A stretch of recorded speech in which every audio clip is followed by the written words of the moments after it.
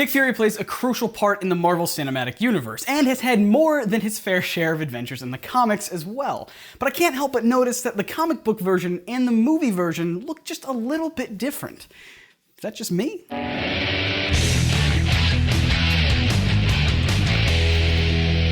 Welcome to Comic Misconceptions, a show that takes you into detail about the things you think you know about comics. I'm your host, Scott Niswander. And a lot of you guys have been requesting a video about Nick Fury, and I figured that it's probably a good time to do one since there's recently been a big development in his character with the original Sin event, which I will be tossing out spoilers for later in this episode, so you have been warned. For the newcomer to comics, you might have gotten acquainted with Nick Fury as portrayed by the legendary Samuel L. Jackson in the Marvel Cinematic Universe films. So you might wonder why he's black in the movies but white in the comics, and hopefully we can clear that up today. Nick Fury made his first appearance in Sergeant Fury and his Howling Commandos #1 from 1963. He fought in World War II and led the Howling Commandos. He was also a CIA agent that sent Richard and Mary Parker to their deaths, which we talked about right here, and of course, he became the director of S.H.I.E.L.D. In case you were wondering where his signature eye patch comes from, we see that in Marvel Spotlight #31 that he is injured by a landmine and is taken in by a French scientist named Berthold Sternberg, who invented a serum called the Infinity Formula. Sternberg patched Fury up and gave him the Infinity Formula as he saw potential in Fury as a test subject.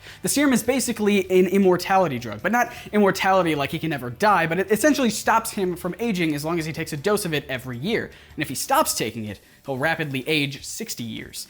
But despite the name, there isn't an infinite amount of the Infinity Formula, and Fury eventually runs out of it. However, he says he's got enough in his system that he'll simply age normally from now on. As we see in Original Sin, that is not exactly the case. In fact, Nick Fury has indeed been rapidly aging, and he's been using a life model decoy of his younger self to trick everyone into thinking that he's fine. Meanwhile, he's also been going out and committing unspeakable acts across the universe in order to protect the Earth from threats. The classic version of Nick Fury was actually taken from panel to screen with the late 90s TV movie Nick Fury, Agent of S.H.I.E.L.D., starring none other than David Hasselhoff as the lead. I'll get that vampire's blood if I have to suck it from her neck.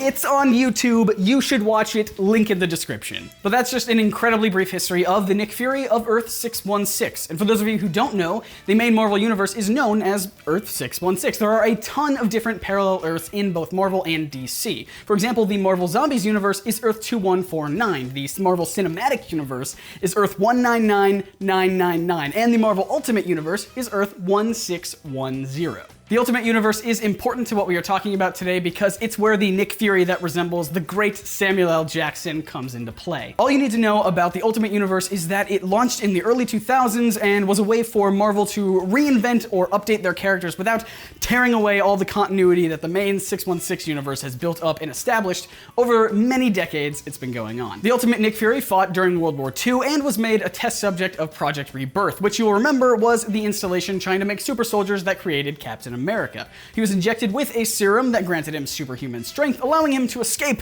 and the serum also slowed his aging, much like the 616 Nick Fury. If you want to know how this Nick Fury lost his eye, we see in Ultimate Origins that he was assigned to S.H.I.E.L.D.'s Weapon X program, where he was transporting Wolverine when they were ambushed. Fury was badly hurt and lost his eye in the explosion, but Wolverine carried him to safety, saving his life. How Samuel L. Jackson got on board with the role of Nick Fury is kind of an interesting story that you've all probably heard before, but I'm going to tell you what I believe to be true since Wikipedia doesn't have any citations for the story that they tell. So Samuel L. Jackson tells his experience in an interview that I will link to in the description. He says he walks into a comic book shop, sees his face on a cover, and couldn't remember giving anyone permission to his likeness, so he contacts Marvel, and they explain that they are planning on making movies and are hoping that he will be a part of them 6 years before the first Iron Man movie was released. And obviously, we know how that turned out. However, Ultimate Nick Fury wasn't always a Sam Jackson lookalike. His first appearance in the Ultimate Universe was in Ultimate Team Up #5, where he looked like this.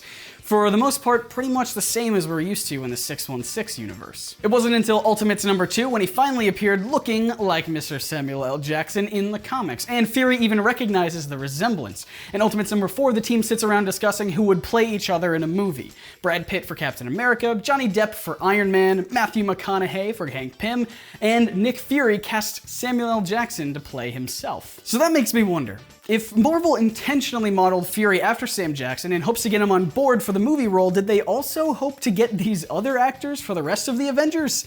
I imagine it was likely a joke, but still, imagine how the movies would be today. But having a black Nick Fury on screen and a white Nick Fury in the main comic universe could be potentially confusing to new readers who pick up comics for the first time after falling in love with the Marvel Cinematic Universe. So in 2012, Marvel introduces Marcus Johnson in a 6-issue miniseries called Battle Scars. In the story, it's revealed that he's actually the long-lost son of Nick Fury, who has the Infinity Formula coded inside of his DNA, which makes him slightly faster and stronger than the average human. He's able to heal quicker, and it allows him to age slower.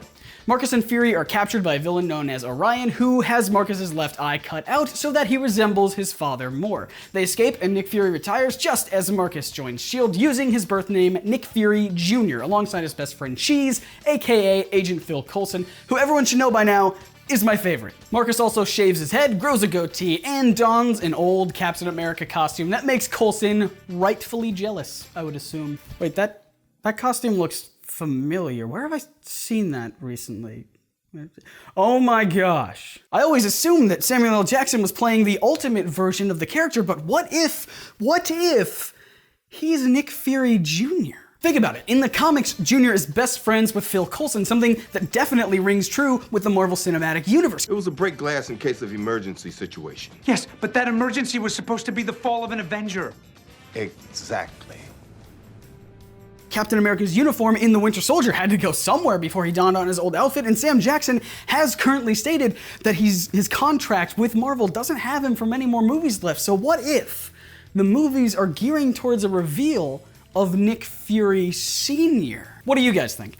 Am I grasping at straws here and Nick Fury in the MCU is simply the Ultimate Comics version? Or is there something to this and he's really playing Nick Fury Jr.? Will we finally get David Hasselhoff to reprise his role as Nick Fury Sr. and connect the MCU and his movie, which is still on YouTube, still linked in the description, which you can still watch right now? Not a bad looking guy, huh? Not a bad looking guy, huh? Let me know what you guys think in the comments. Thank you to all of our amazing NerdSync patrons. We just had a private Google Hangout that I thought was super fun, and I can't wait for the next one. You can become a NerdSync patron yourself. There's a link in the description to do so. And make sure you check out this week's podcast. It's all about the Age of Ultron trailer and Marvel Civil War. You guys have been asking us our opinions about that a lot, and I know that Marvel recently announced all of their big news of Phase 3. We didn't touch on that because that came out right after we recorded the podcast, so we'll touch on that next week. But Age of Ultron stuff, link in the description. And if this is your first time hanging out with us here at NerdSync, we'd love you to hit that big sexy subscribe button. We do weekly comic book videos just like this one every Wednesday. We don't want you to miss out on any of it. Once again, I'm Scott. You can find me on Twitter and Instagram, and we'll see you right here next week for more things that you thought you knew about comics. See ya.